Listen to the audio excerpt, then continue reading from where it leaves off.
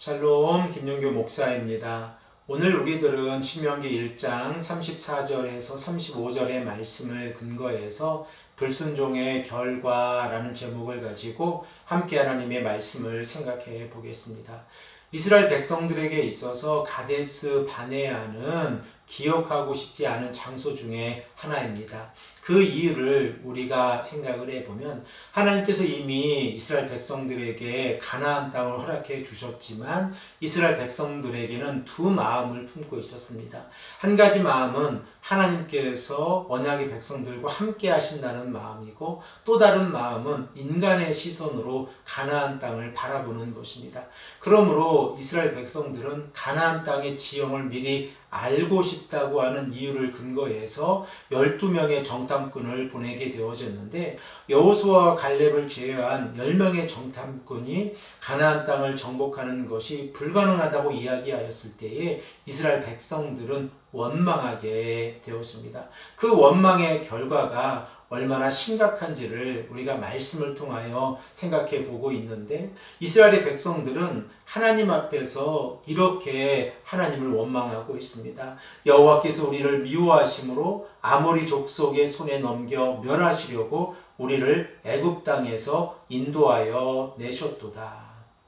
이미 하나님께서는 이스라엘 백성들이 가나안 땅에 들어갈 수 있도록 모든 길을 열어주셨지만 이스라엘 백성들이 하나님을 원망하였을 때에 하나님의 진노가 이스라엘 백성들에게 임하고 있다는 사실을 우리가 오늘 본문 말씀을 통하여 생각해 볼 수 있습니다. 오늘 본문 말씀 34절, 35절의 말씀을 한 목소리로 읽겠습니다. 여호와께서 너희의 말소리를 들으시고 노하사 맹세하여 이르시되 이 악한 세대 사람들 중에는 내가 그들의 조상에게 주기로 맹세한 좋은 땅을 볼 자가 하나도 없으리라. 이스라엘 백성들의 완악한 마음을 하나님께서 보셨을 때에 하나님께서 심판하고 계신 내용이 오늘 본문의 내용입니다. 우리들은 민수기 14장 11절에서 20절의 말씀을 통하여 하나님과 모세의 대화에 관하여 생각을 해볼 수 있는데, 신명기의 말씀에서는 그 결론적인 부분만을 기록하고 있다는 사실을 우리가 생각해 볼 수 있습니다.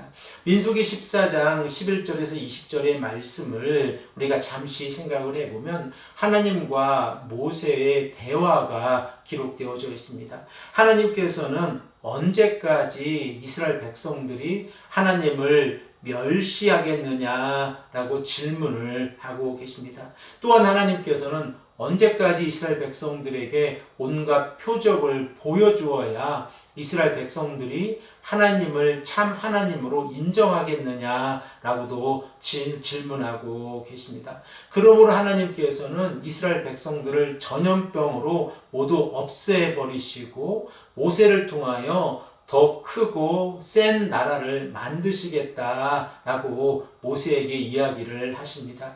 이에 대해서 모세가 하나님께 간절히 간구하고 있는 내용을 생각을 해보면 언약의 하나님께서 언약의 백성들에게 베푸신 그 기적을 하나님께서 기억해 주시기를 간절히 간구하는 내용입니다. 만일 하나님께서 언약의 백성들을 지금까지 인도해 주셨는데 하나님께서 전염병으로 이스라엘의 백성들을 가데스 바네아에서 모두 죽이시면 열방들이 하나님에 관하여 어떻게 이야기를 하겠습니까? 라고 모세는 하나님께 질문을 하고 있습니다. 또한 하나님께 간절히 질문하고 있는 내용을 우리가 생각을 해보면 이스라엘의 백성들이 하나님에 의해서 모두 죽게 되어졌을 때 그 소문이 열방에게 퍼지게 되어질 텐데 그 소문으로 인하여 하나님의 명성, 하나님의 존귀하심이 훼손되게 될 것이다 라고 하나님께 간절히 간구하고 있습니다. 우리 이 시간에 민수기 14장 15절 16절의 말씀을 한 목소리로 읽겠습니다. 이제 주께서 이 백성을 하나같이 죽이시면 주의 명성을 들은 여러 나라가 말하여 이르기를 여호와가 이 백성에게 주기로 맹세한 땅에 인도할 능력이 없었으므로 광야에서 죽였다 하리이다. 그때에 하나님께 간절히 기도하고 있는 모세의 간구를 우리가 생각을 해보면 하나님의 성품이 기록되어져 있습니다. 민수기 14장 18절에서 19절의 말씀을 보면 하나님이 누구이신가를 우리가 다시 한번 깨닫게 되었습니다. 이 말씀도 우리가 한 목소리로 읽겠습니다. 여호와는 노하기를 더디하시고 인자가 많아 죄악과 허물을 사하시나 형벌 받을 자는 결탄코 사하지 아니하시고 아버지의 죄악을 자식에게 갚아 3, 4대까지 이르게 하시라 하셨나이다. 구하옵나니 주의 인자의 광대하심을 따라 이 백성의 죄악을 사하시되 애굽에서부터 지금까지 이 백성을 사하신 것 같이 사하시옵소서.